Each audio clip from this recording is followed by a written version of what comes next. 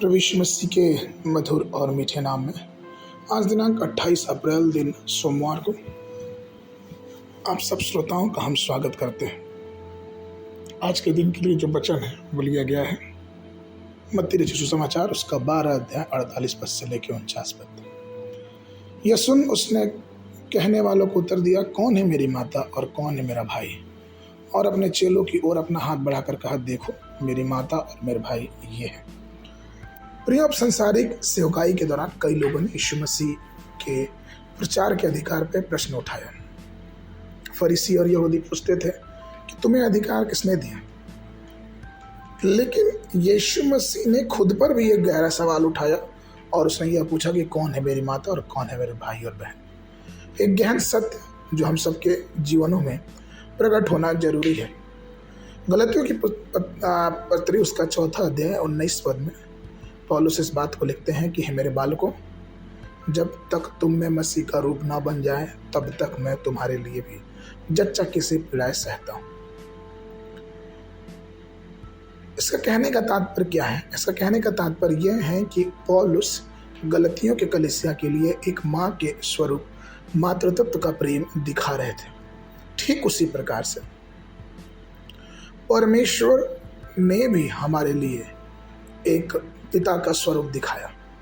उन्होंने इस दुनिया में आने के लिए मरियम को चुना और मरियम के द्वारा वो इस धरती पे आया। लेकिन आप बाइबल पढ़ेंगे तो आपको ये समझ में आएगा कि कभी भी यीशु मसीह ने अपनी माता मरियम को माँ नहीं कहा, क्योंकि वो एक अलग बात होती है। परमेश्वर की कोई माँ और पिता नहीं हो सकते, लेकिन हाँ उसके भाई और बहन जरूर हो सकते हैं। और ये भाई बहन मैं शारीरिक दशा की बात नहीं कर रहा, मैं आत्मिक दशा की बात कर रहा हूँ। और इस प्रश्न का उत्तर कौन देगा? इस प्रश्न का उत्तर यीशु मसीह ने स्वयं दिया।